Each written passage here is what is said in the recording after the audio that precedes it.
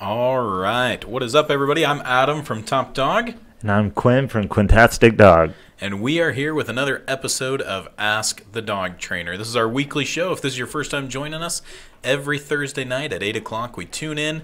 We answer your general questions about dog training, running a dog training business, whatever questions you've got, we'll do our very best to answer them for you. And we're pretty excited about tonight's episode. I just got back from a large dog training conference, the International Association of Canine Professionals. I'm going to be sharing with you guys a little bit of some of the highlights of that for me. We're also excited because this is the first time that we've actually got it set up appropriately to be broadcasting live to YouTube as well. So if you are on Facebook and for some reason need to switch over to YouTube, whatever, go ahead, do that if you need to. And for those of you on YouTube, hey, we're really excited to be broadcasting to you in a way that is going to be a lot more streamlined and a lot easier for you guys to hear us than what it was last week. Last week we were just using my phone's mic. This week we got these nice fancy ones here in the radio, so that way you guys will actually be able to hear us. Or I should be more specific, hear Quinn, since he tends to think it's fun to whisper while we're doing a radio show sometimes. I've been trying to work on my radio voice here. Ladies and gentlemen, you're listening to 99.9. All at right. 8 o'clock at night. Yeah, we need to come up with a radio name. Or, well, ask the dog trainer, but is there... Yeah, you're listening to Joco Radio. There we go. Joco Radio. That's right. Anyway, okay. Enough with the shenanigans here. I'm just making sure we've got it all up so we can see you guys' questions as we go. That's kind of an important part of this. And... with us doing it on multiple formats here now, I'm going to be making sure I'm fielding the YouTube questions. And Quinn, I guess you're kind of in charge of the Facebook ones. So you got Facebook up and running there? Yep, you got your people on. Good deal. Oh, and Adrian figured it out. She found us. What's up, Adrian? All right, so I did make a promise that we would start with a question from last week that was right at the end of the show and we didn't quite get to answer. I believe it was a border collie that was jumping the fence. A lady wrote in and said, how do I prevent my border collie from jumping the fence? And I would want to start by kind of understanding a little bit more about what your expectations are in the first place. And I think she actually ended up emailing me her question as well, so I can address her by name. Janice. So the first thing I would want to understand is what your expectations are, because if you're just hoping that you can put a rather high drive working breed dog out in the backyard for long periods of time, then you're going to need to look at some kind of management as far as your fence style. You might want to Google Coyote Rollers. Coyote Rollers are these things. You can build your own with some steel cables and some PVC pipe that you stick them along the top of the fence, so then as your dog's going to jump the fence, they hit that, they slip, and they roll off. However, if it's more of an expectation of, hey, when I'm just out and about working in the yard, that kind of thing, and you're worried about your dog jumping the fence at that point, if you're not using your fence basically as your babysitter, then I would say we need to look more at more solid recalls, right? So how do you get started on recalls, Quinn? Out in the backyard, I love to just work with food, use a long line, get them where they're just constantly enjoying coming to me. I think the boredom of being around the yard, they want to take off. They want to make sure that they can, stretch their legs, so to speak. And so their entertainment is beyond that fence, and I want to make sure that I'm more of the entertainment. So I'll use food, I'll use toys, whatever it is that's going to motivate them, kind of tap into that prey drive a little bit to get things exciting, and then build from there. Yeah, I think in a nutshell, what Quinn is just saying is making it fun, right? Too many times we make recalls a really big drag for the dog. So many clients that we start working with, and I haven't done this in a long time, but one of the things I used to do is when I would go and do a consultation, my consultations used to be a lot longer, and I'd sit in people's houses, and we would be hanging out in there for a while, and I'd be watching what they were doing with their dog already. And one of the most common things that we saw people doing was only ever calling their dog when their dog was in trouble. Like Rover starts to get in the trash. Rover, get back over here. Bad dog. You're not supposed to get in the trash. So the dog just starts learning every time they come to you that they're getting in trouble. And you want the opposite. Like, this might sound completely crazy, but there have been times when a dog has done something that I did not like, but I called him to me, and then I ended up rewarding him just because I was like, at least they didn't end up eating that shoe or going over there and licking that dead raccoon or something like that on the side of the road. Like, I didn't care that they were about to do something bad. I just cared that they came to me, and I rewarded that.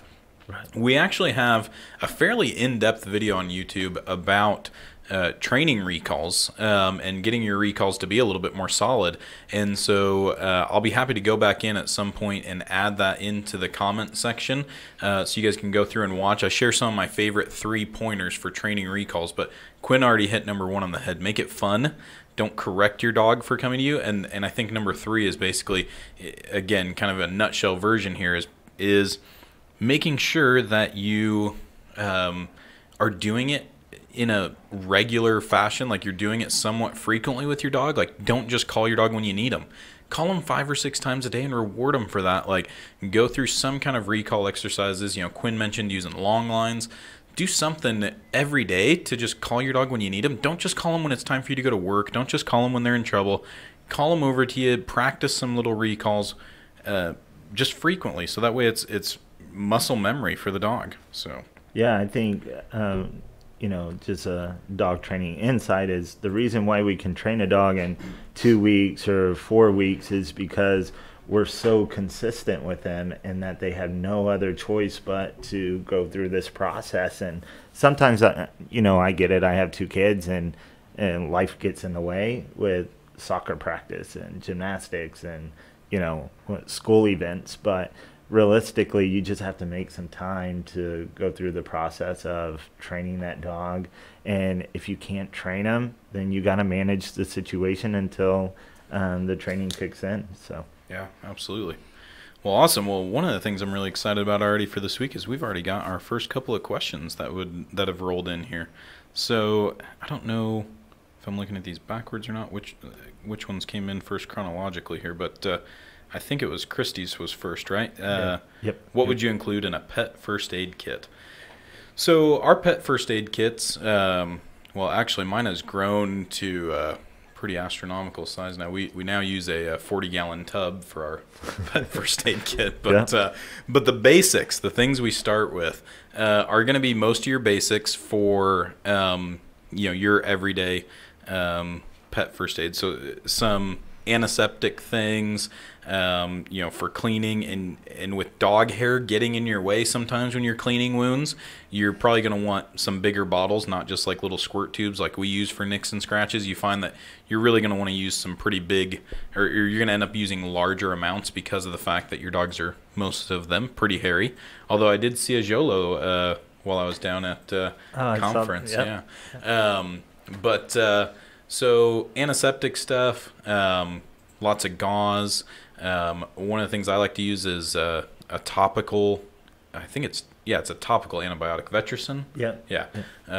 And Quinn's going to have a lot better answers than I do because he worked as a vet tech for a long time. Well, mine's going to be cheating. I mean, I just use my wife because she's the vet tech, expert there. So try to get her over, and she has her own little supplies that she's always kept aside. And then like you said, the Vetricin always I don't know, it's like Vetricin's like your doggy Neosporin, like right.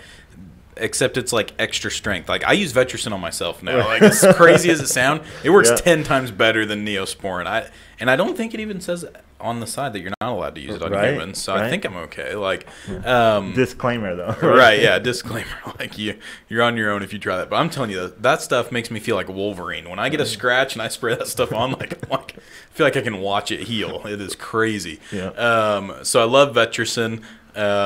It's I think you can order it online. The most affordable place I know of to pick it up though is Tractor Supply and other feed stores. I like the one that comes in a gel more than I like the one that's a liquid. And then let's see. Oh, a big one that a lot of people don't necessarily have in their first aid kits, even though it is a first aid item: hydrogen peroxide.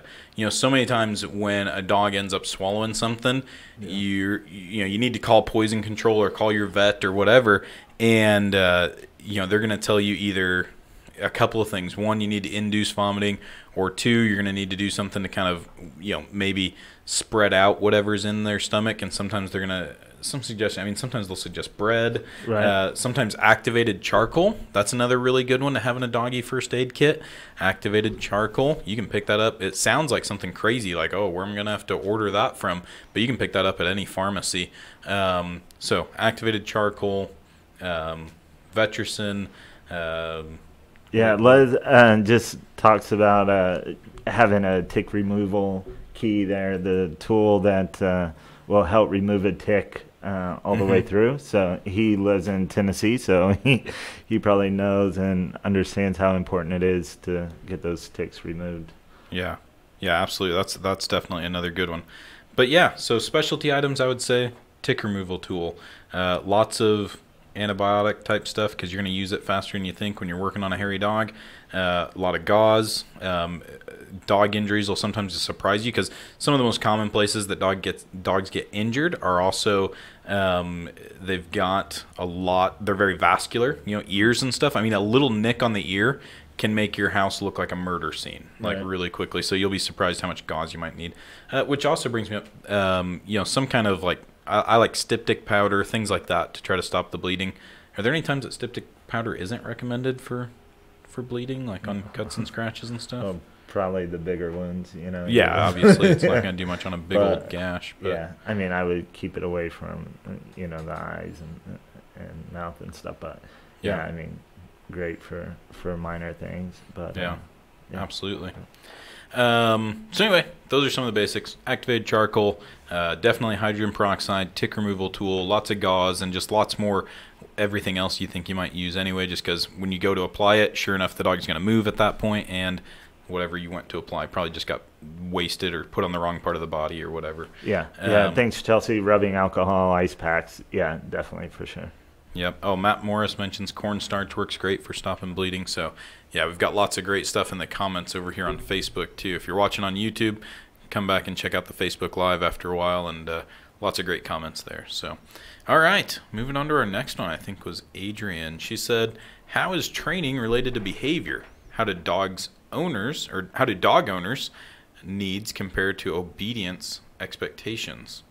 This is a really good one. We told Adrian to throw us an easy question, but I like that she threw us a fairly complex one. So I totally believe that training obedience is related to behavior. A lot of people say, forget about training obedience. If you've got a dog that's aggressive or whatever, obedience isn't going to do anything to fix that, right?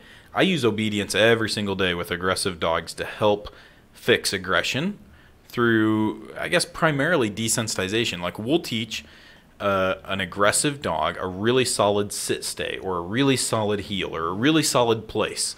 And then we're going to put that dog on place, and somebody's going to walk in the room, and that dog's going to say, oh, I want to bark and growl at that person and act like a jerk or whatever. And instead, they now know they have a different expectation. Nope, you have to stay on place. You're going to be corrected if you don't stay on place. And the dog then, instead of us sitting there trying to correct a dog every time somebody walks in the room, which can really backfire on you super quickly, now the dog starts to understand, oh, I'm not being corrected because that dude just walked in the room. I'm being corrected because I'm not doing what I know and what I've been taught I'm supposed to do. So I think it's totally bogus when people say training obedience stuff is not related at all to behavioral problems. I mean, and like I said, I mean, it's one of those things where there is a relation, but at the same time, obedience doesn't fix everything. Because I've met some really obedient dogs that were some horribly behaved dogs. Yeah. So, what other thoughts do you have on it, Quinn? Yeah, I agree. I mean, we can look at the sport world. I mean, how obedient some of those dogs can be, and then off the field, out of the arena, they're just off the wall nuts. They can become aggressive. Their leash reactivity is,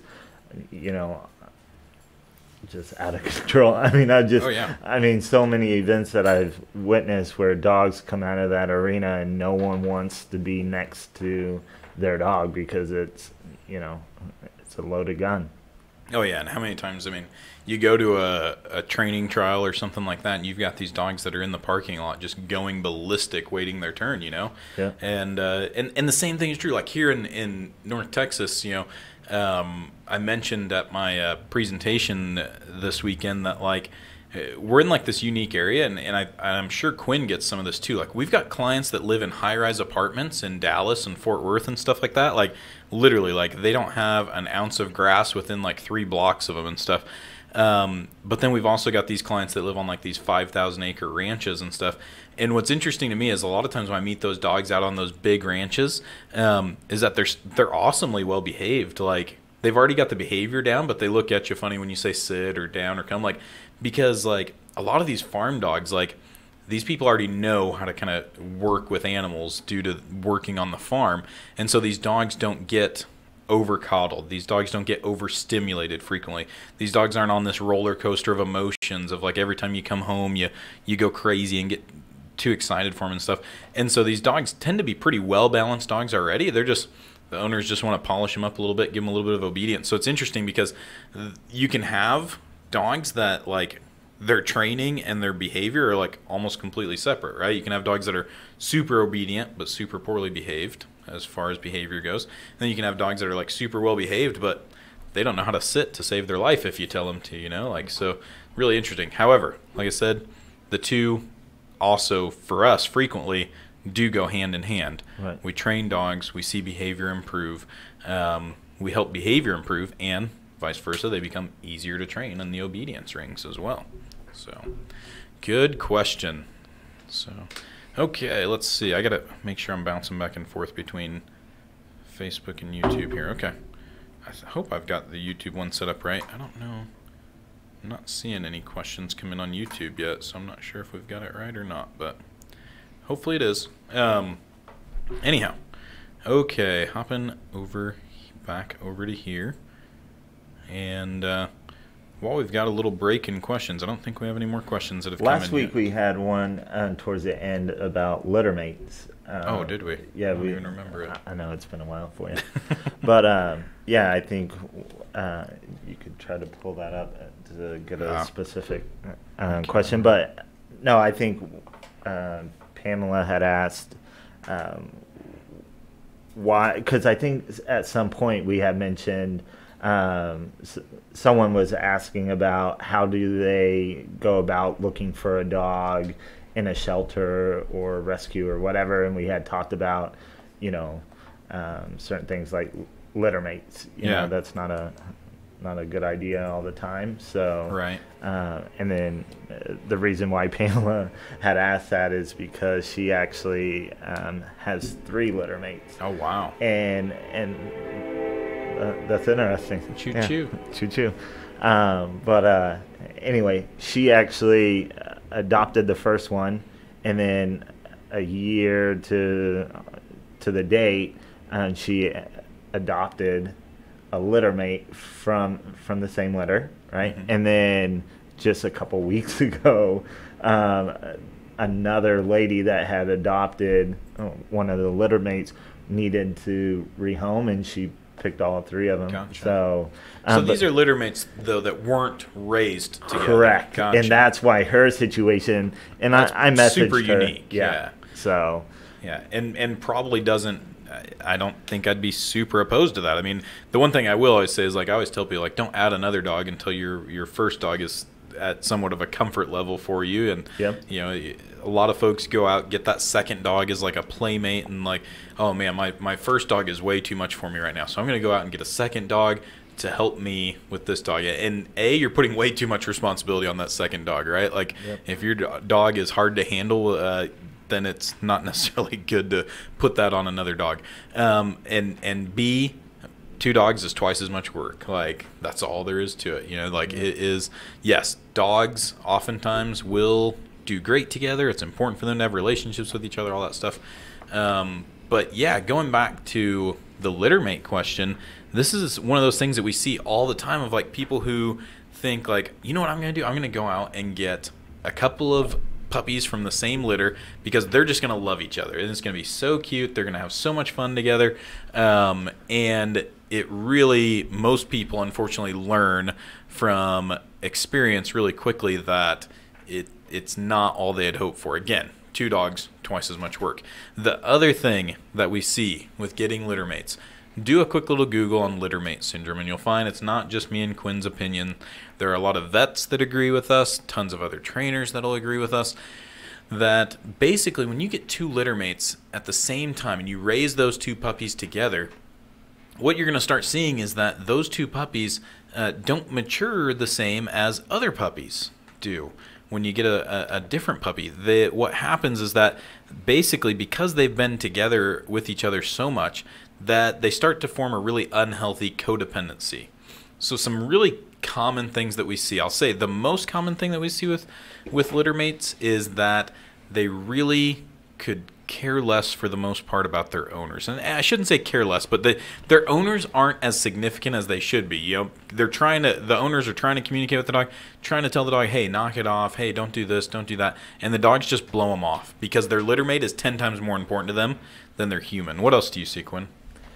Yeah, I mean, it's kind of like twins. You know, they have that bond. Like, I mean, you have a lot of brothers. Yeah, I've got 5 brothers. Right? So those bonding experiences that you have is totally different than twins, right? Because they're just, I mean, it doesn't matter what they're doing. They're always probably together. They're wearing the same clothes. I mean, it's just a constant, you know, you don't see one without the other. Right. Type thing, and their identity is pretty much the same. And I think when people have 2 puppies, they think it's the best thing in the world is entertainment, right? Like, here you go, we don't have to do as much, and they use each other as a babysitter in that sense, or a playmate instead of using themselves, splitting them up and working them one-on-one and developing that bond with the owner. And so I think it's manageable. I think it's you can make it work, but you just have to put in the work to see the difference there. But I mean, realistically, is the worst idea I see is, hey, you guys just develop this perfect bond and we'll stay out of it until 6 months of age when we see there's an issue. Mm-hmm. So. And 6 months is, you know, usually the earliest we start seeing there's an issue. I've had a lot of people tell me that, or I shouldn't say a lot, but I've had a couple of people that were like, oh, we're going to prove you wrong. Our puppies are going to grow up. They're going to be so much fun. They're going to have, you know, they're just going to be best friends and all this stuff. And I'll tell you, one of my clients that I picked up, one of the worst cases of 2 dogs in the home fighting was 2 sisters born and raised together, and the problems didn't start until they were 3 years old. And what starts to happen is that these dogs basically, you know, they form such a tight bond. They learn, you know, they love each other so much, but they also learn how to push each other's buttons the most and to get on each other's nerves the most. And they know how to set each other off really, really easily. And so, like I said, you know, I had this client that they didn't know that these 2 sisters really had much of a problem. They recognized early on that they had bad separation anxiety. In fact, I should mention that too. When they were about 1.5 years old, one of them got injured, had to spend the night at the vet. The other one ended up getting injured trying to break out of the house to find her sister. Had never had any issues, was a very well-behaved dog in the house up to that point, but literally broke a window trying to go find her sister because she was so anxious and freaked out, and ended up getting herself all cut up and everything like that. Then she had to go to the vet. So hey, she got what she wanted. She got reunited with her sister. They had adjoining kennels when they got there because they couldn't keep them apart. But then when they were 3 years old, like I said, they started fighting. They started fighting like crazy. So I'm telling you, litter mates, not a good idea. And I will flat out say, any breeder that is willing to sell litter mates to you is not a responsible breeder. Huge red flag, okay?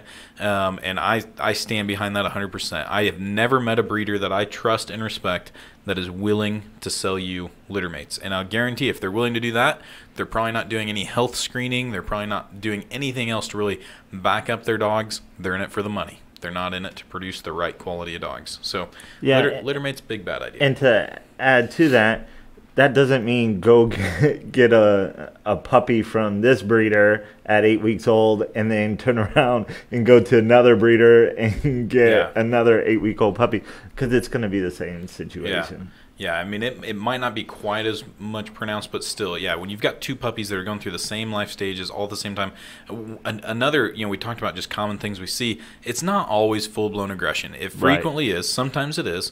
But another common thing we see is these puppies that I call them eternal puppies. Like, they never learn how to get out of puppy play, so then when they go to play with another dog, they try to play with it the exact same way that they've always played with their sibling, and they've never learned proper manners, and they get in a lot of trouble when it comes time to playing with another dog, socializing with another dog. We see a lot of them that are super leash reactive because they see another dog and they're just like, hey, I've only ever known this playing with my sibling. I bet you that dog wants to play the exact same way, and then that dog's like, no, get away from me. I don't want any part of that. So, all right, let's see here. Our next one here we've got, why does my dog bark when I'm leaving? She rarely barks when I come home. That's kind of cool. That's actually the opposite of most cases, Deborah, so that's pretty cool. So most dogs bark when people come home because they're, like, overexcited. Dog barking when you're leaving, I'd be interested to, like, capture a little video of it and see, because I could see it being a little bit of – I could see it being a couple of things. It could be an anxiety thing. Right. It could be a dominant thing. I have had one or two clients – where their dog was literally trying to stop them. They would go to the door and guard the door, and that's pretty serious. That's pretty rare. But yeah, I've had one or two clients that the dog was trying to say, nope, you can't leave for work. You're my playmate. You're going to stay here until I tell you can leave. Right. And so I don't know. What other ideas do you have?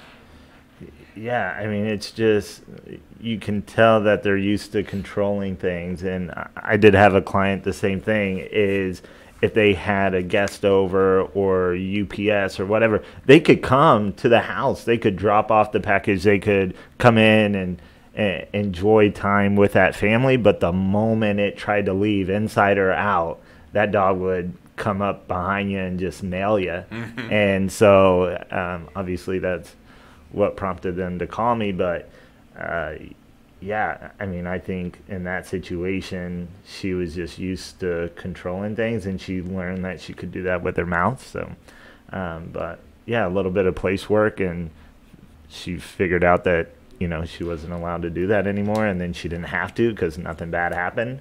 If it was a fear thing or a dominance thing, it didn't matter. She no longer had to take control of that situation. So yeah.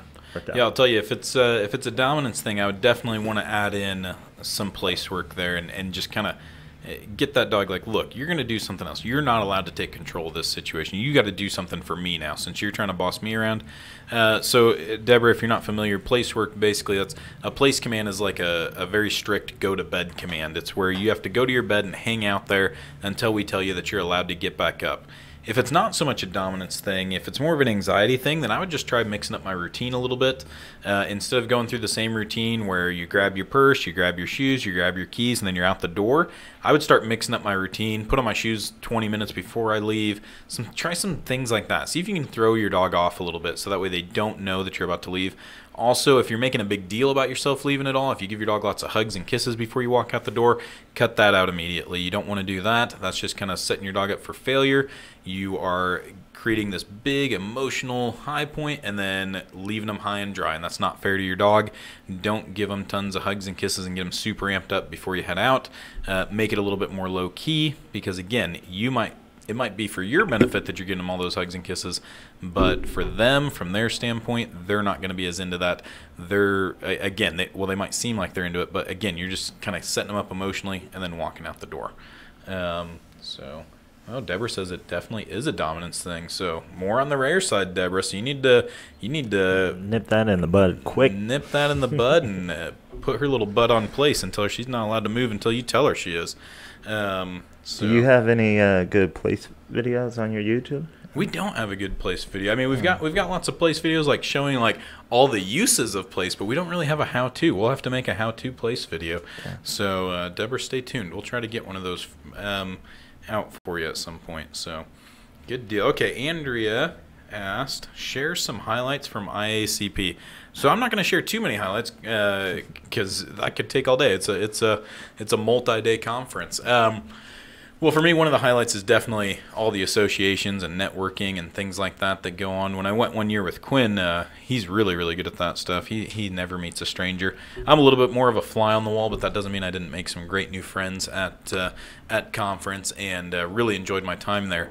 I'll tell you, one of my big takeaways that for any of my staff that are watching, one of the questions they always have for me, if they're having a problem in doggy daycare or something like that, and I'll walk in and then and the dogs won't do it again. They're like, man, you've got like this magic touch. What is it that you do? Like, there's like this intangible thing that I think comes just from lots of experience and things like that they were having a hard time with putting their finger on. And I was having a hard time because I was like, well, you guys are pretty much doing everything that I think I would do.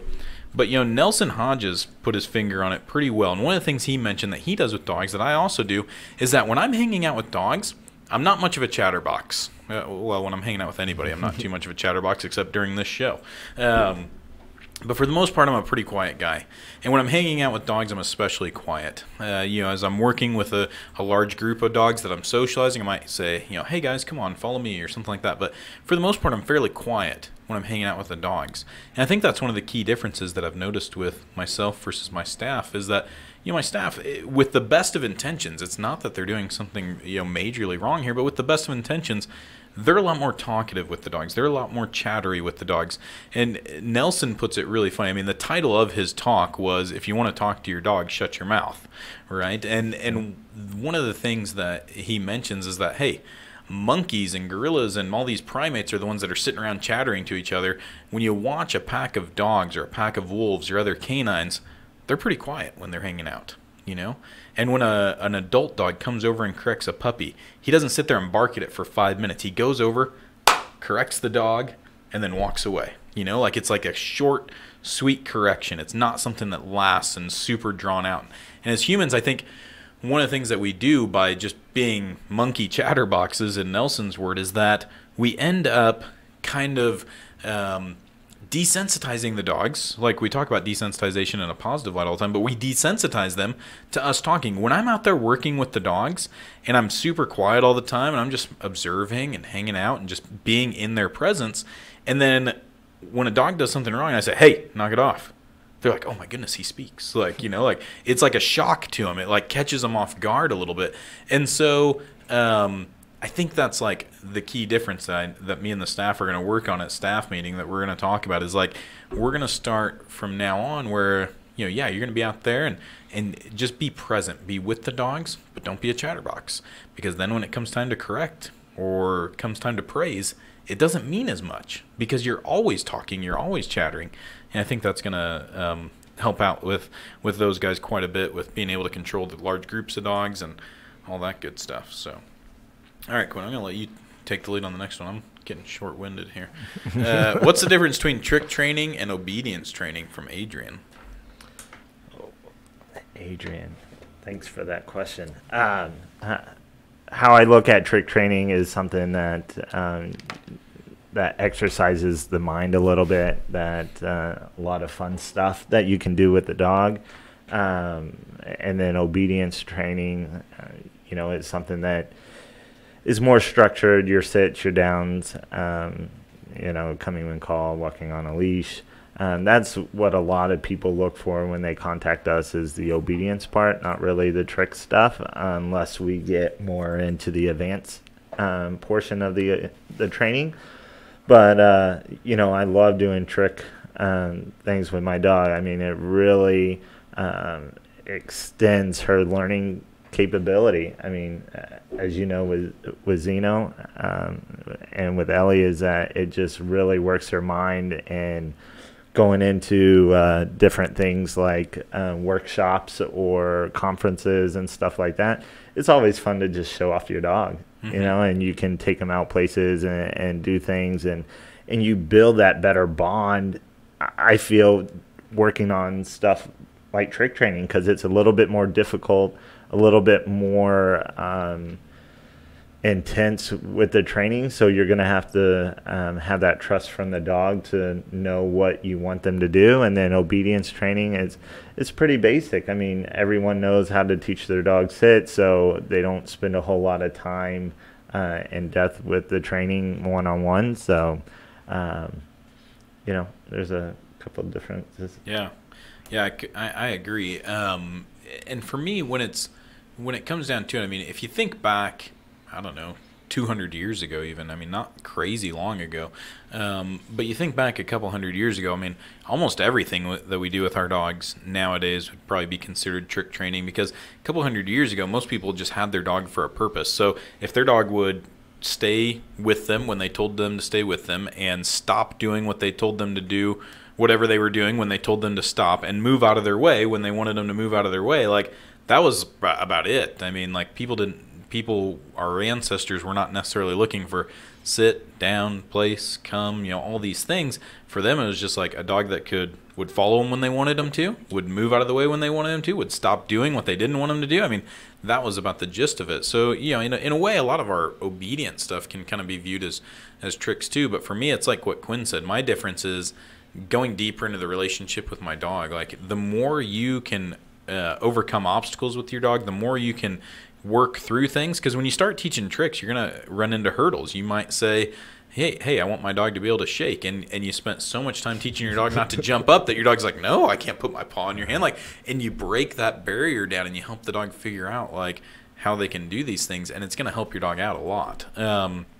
So for me, tricks in what I do is it's just like my next level of obedience, like starting to teach them tricks just so that way, like, we can keep learning together, keep having some fun. And sometimes, like, some of the tricks I teach are like one and done, like, and we'll actually never do them again. Like, there have been times where, like, I've been at a park and I wanted to teach my dog to, like, go under something or through something or whatever, and, like, we spend some time working on it, and we never go back to that park again, but, like, our relationship improved a little bit from that. So yeah, and rainy days, like, I know there's different things you can throw out there to do with your dog, but just fun little tricks, like you said, shake, roll over, bag, spider.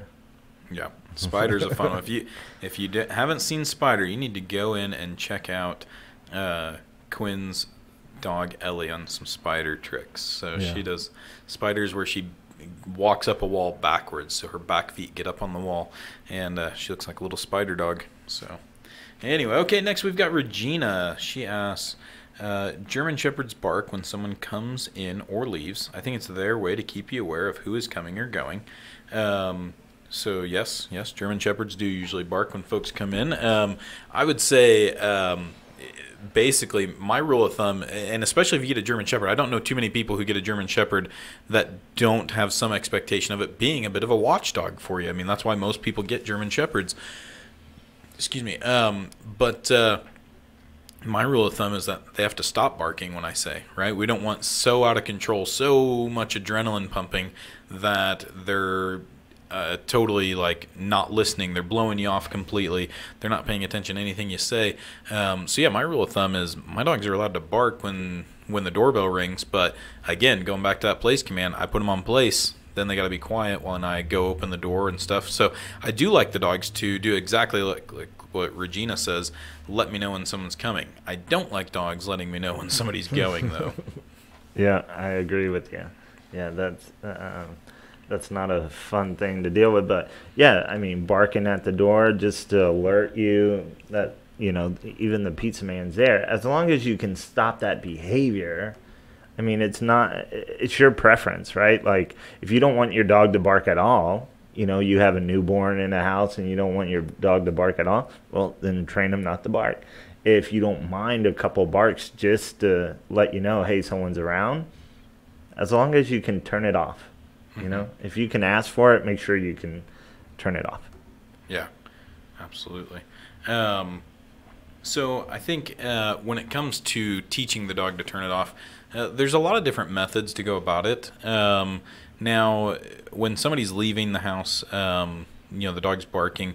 I guess if you're still watching right now, Regina, let me know, are the dogs barking like person gets up and starts heading towards the door, because typically that's what we call a herding behavior. And a lot of people forget German Shepherds are herding dogs, like Australian Shepherds and Border Collies and those guys. So a lot of times that's more of a herding behavior, where they're just, again, trying to kind of be in control, and they're going to go get up, bark, maybe nip at some ankles, things like that. Or is it more of like the sound of the car tires on the gravel, like leaving your driveway? Because if it's more of the car tires on the gravel, then it's your dog just kind of like being so conditioned to every time they hear that noise of tires on gravel, they think, oh, car in the driveway, and they're going to bark at that. And so that might be just a case of you could do some easy desensitization, go out there, have your neighbor come over, roll in and out of the driveway several times, correct your dog for barking too much, do it several more times, reward them when they're quiet, and it could be over pretty quickly.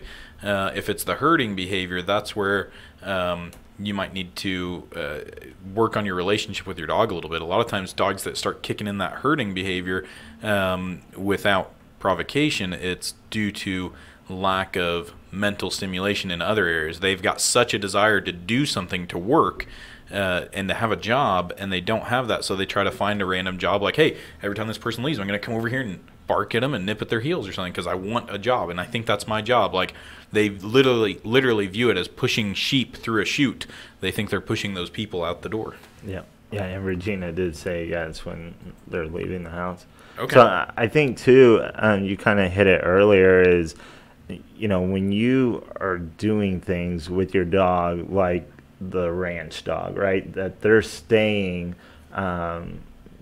pretty entertained throughout the day because they have that job, and then they don't need to go out and find something to entertain them, just like with kids, right? Like, if you provide them with schoolwork and activities and stuff like that, they're not going to go out and find things to entertain them, because they can find a book and read it, and that's a good thing, and you'll praise that. But sometimes they get into some crazy stuff that you don't want them to, and it causes problems down the road. So. Yeah, absolutely. So, good deal. All right, let's see here. We've got our next one, I think, was from William. I have a 3-year-old male that doesn't like my almost 1-year-old female and has injured her at least 2 times. How do I stop it? But I will also say he's pretty chill with my other females. So, William, this is one of those things that I usually will tell people, an ounce of prevention is worth a pound of cure. One of the goals whenever I'm bringing a new dog into the house is to make sure that my new dog and my old dog are already best friends before my new dog ever even shows up at my front door. And you might say, well, how do you do that? Well, I've had clients before that will employ a friend, a neighbor, or a family member that's where the new dog is going to stay, and they're going to have 2 or 3 daily play times together with the old dog on neutral territory. And that is our big key when it comes to introducing old dog to new dog. Neutral territory. Don't do it in your backyard. Don't do it in your front yard. Don't even do it in your neighborhood. Try to get out to a park, somewhere where your dog can't claim that, hey, this is my spot. And that is where we generally want to introduce dogs to each other, is on neutral territory. Now, let's say you've done that already. You tried it on neutral territory. Most oftentimes what happens is that you're just going a little too fast. 2 dogs can have a great play session together and still not feel like this dog should be able to come into my home.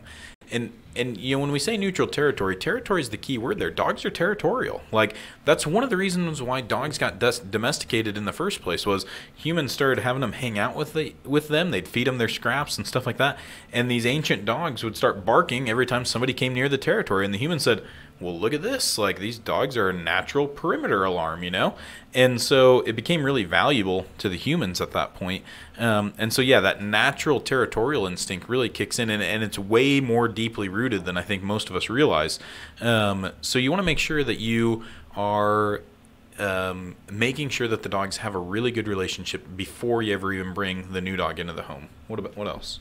Yeah, I mean, I want to go on a walk with those dogs right away. I mean, Yep. I want them to have that bond, and nothing really gets them going like a structured walk, and letting them understand how this is going to work. We're all together here, and we explore, and we just kind of walk and do things, and kind of you start to see different signs with the new dog.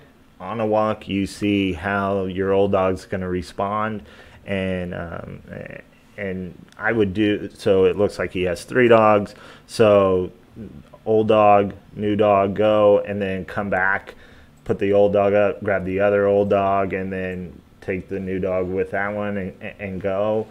But yeah, the third dog is kind of a third wheel, and what can happen is two can gang up on one, and then that's frustrating. And so it can be a little bit of work, but you just want to make sure everyone's playing fairly. You know, if you have 2 on one, make sure that, you know, everyone's getting a turn to run around, and not just the same 2 picking on the same one, because that can turn into a big fiasco too. So. Yeah, absolutely. Yeah, 2 on 1 is not going to end very prettily. Again, another really important point that Quinn mentioned is going for frequent walks. So whenever I've got 2 dogs that are starting to not get along, that's the first thing I do is we're going to start implementing some daily walks together. Oftentimes I'll start with 1 on one side of me, 1 on the other side, then we're going to move to both on the same side. So you need to have a good controlled walk before you can do that, obviously. At least a halfway decent loose leash walk, because you don't want to be dragging around with 2 dogs. And then at that point, depending on the severity of the injuries, William, I mean, there's only so much we can do on a radio show. So I hate to tell you, but you know, if the injuries are pretty severe, if it's getting to the point where those dogs can't even be in the same room together, well, you're a little bit beyond what we're able to do on the radio, and it would be irresponsible of us to try to go too far to say, oh, step by step, this is what you could do. Like, if it's getting serious enough, like, you owe it to your dog to work with a professional in person.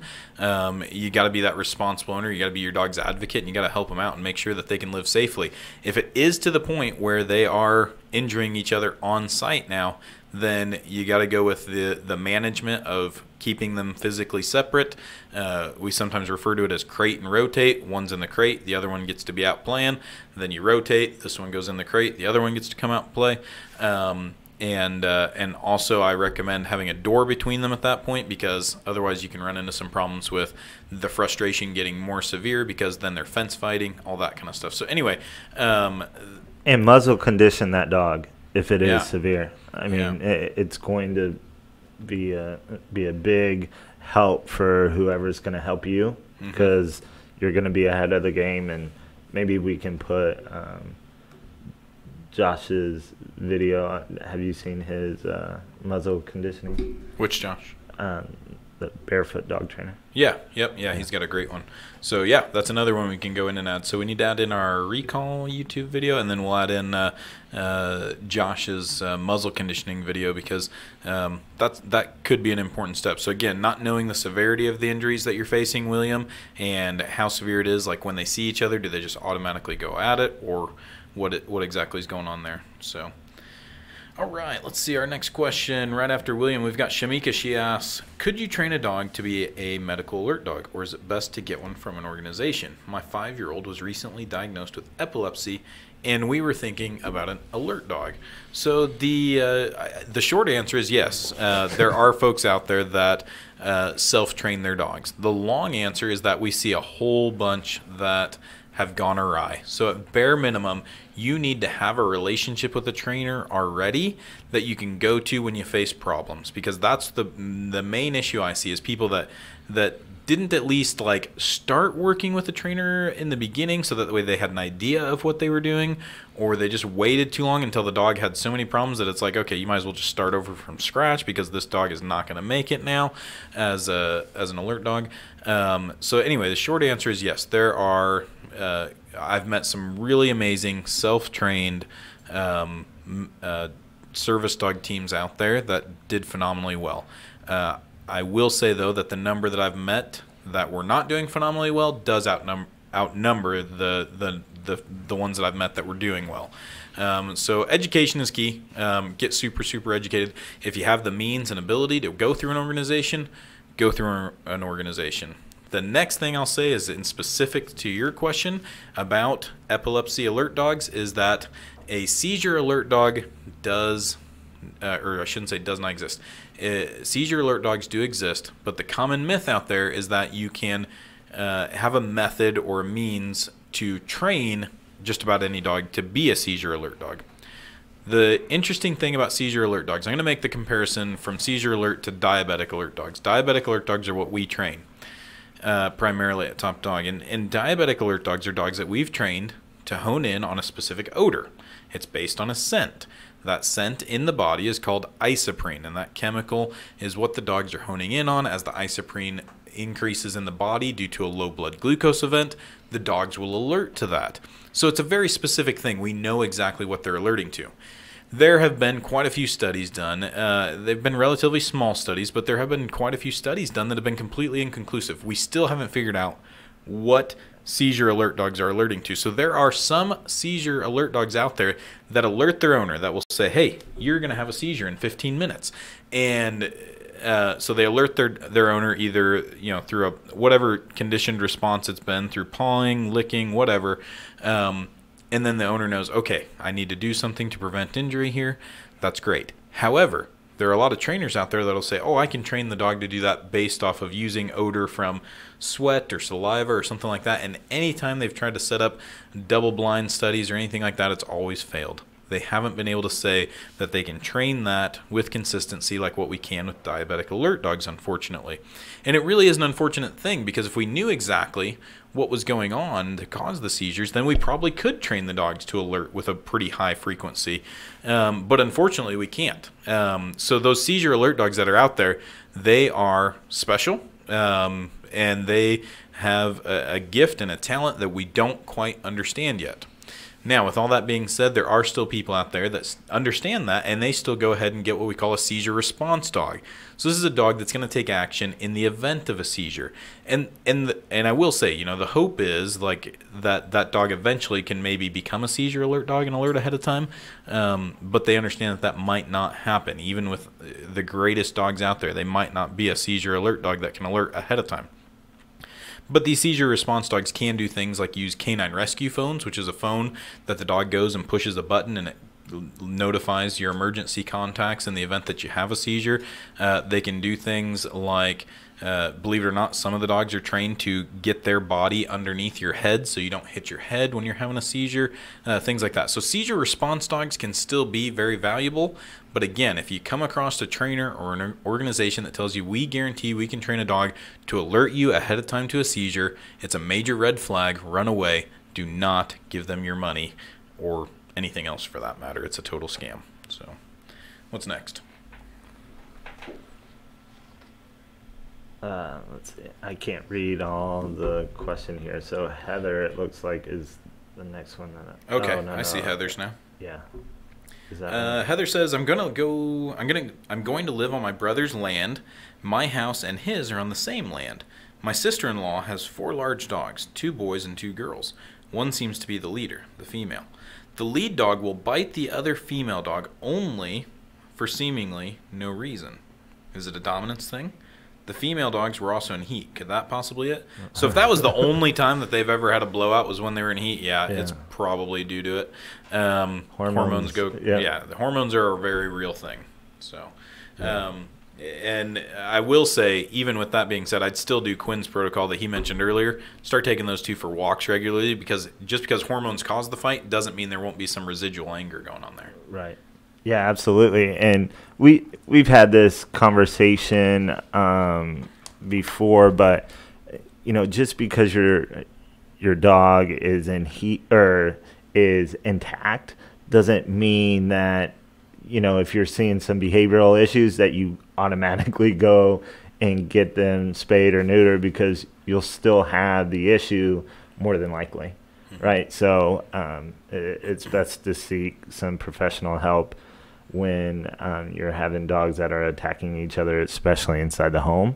So just get some advice first before you start doing something crazy and getting someone else hurt. So yeah, absolutely. One of the other things I'll say is you throw around some terms like the lead dog and some things like that. One of the things that's really important to understand is that in my house, like, I'm the lead dog, right? So the other ones underneath me shouldn't be having these pecking order disputes, because who cares who's 3rd or 4th in the lineup? Like, I mean, you're going to get the most fights when you've got dogs that think that they're vying for number 1. And that can be a major issue. And so that tells us that there can be some things going on with the relationship with the humans as well. If these dogs feel like they are controlling this pack instead of the humans, then yeah, you're going to see a lot more fights from that, because there's going to be constant hierarchy disputes and pecking order disputes. One of the things, Quinn and I went to a workshop a while ago that this lady, one of the analogies of hers that we actually liked a lot was she talked about how in hierarchies, like let's say we're talking about like so many animals in the animal kingdom have hierarchies. So let's talk about primates for a minute. So when you've got a family of gorillas, and this was a real example that she used of a study that was done. So they've got this family of gorillas that their resting grounds and their eating grounds were across a stream. And across that stream was a log. And the male silverback, when he crossed that stream, and there was like 20 in this family group of gorillas, when he would cross that stream, if he encountered one of the other family members heading across from the other direction, if it was number 7 or 8 in the hierarchy, well, you better believe that gorilla would hurry up and hop off the log. He wasn't going to stand on the log and challenge the number 1 silverback, right? And so then the silverback would go across. But guess what happened when number 4 was going to cross the log and then number 5 was going to cross the log? Well, if male silverback number 1 wasn't around, those two would kind of get into it. They'd meet in the middle, and there'd be a little bit of chest thumping and stuff like that about who was going to get to go across. But if male silverback number 1 was around, guess what? They got to the end, and then they'd split up and go the other way, and they'd just like act like, hey, I didn't even see him over there, and like they'd go about their own way. They knew that the male was not going to put up with that kind of fighting in the home, or in the family, I should say, not in the home, but wasn't going to put up with that kind of fighting. So you need to make sure that your dogs do really understand that you're the leader of the family, you're the leader of the pack. Great way to start with that is you can start as simply with something like the No Free Lunch program, which we do have some blogs about that on our website at topdogtexas.com. Or, I don't know, again, going for walks. Walks are like a round to follow the leader. So any other points for making sure your dog knows that you're kind of the leader of the pack, you're the boss? Yeah, I think when I see a lot of it is over coddling the dog or just giving affection constantly. I mean, you just go into the house and the owner is constantly just petting and just can't take their hands off the dog, and the dog feeds off of that. I mean, you're reinforcing what the dog's doing in that moment, and who knows what it's thinking. Is it protecting you? Is it stressed out? Is it anxious about the person sitting across from you? And you're just building up whatever it is. And if this dog was just happy-go-lucky, he's not going to be feeding off of that affection. He's going to be, kind of just hanging out, chilled out. And so when I walk in and I see problem issues such as this, is how much are you just loving on your dog, letting that dog jump up on the couch with you and just, treating it like a spouse, in a certain way. And so instead of giving that dog some independence and some confidence to just kind of be on its own, and that doesn't mean ignore your dog 24/7. That means teach this dog to be by itself. Yeah. And so some of those issues can kind of unfold. I'll tell you, one thing you just reminded me of was from this week. One of our friends, Crystal Neerman, out in the Carolinas. Yeah. She's a dog trainer that we were hanging out with at conference this week, and a really cool thing that she said that I liked a lot was that I'm okay with you treating your dog like your kids as long as you have structure and are okay with correcting and punishing your kids when they do the wrong things, right? Like the area where so many people get in trouble is like, well, these are my fur babies, like, well, okay, if that's your fur baby, well, are you willing to correct and punish and have structure for your children? Like, and that's something that we see sometimes is it's like I see these well-behaved kids sometimes, and then I see this dog going crazy, and it's like, well, the dog gets away with murder, but the kids get in trouble when they make mistakes, right? Like, and so that's an important thing. Like, don't be afraid to correct your dog. Don't be afraid to punish your dog. Have that relationship with them where they know, like, there's going to be rewards for good behavior, there's going to be corrections for bad behavior, and you have to have that balance there. So yeah, absolutely. When we do the kid reference, it's are you treating your dog like a infant, a newborn, right? Like having that connection with your newborn for those first, few months is appropriate.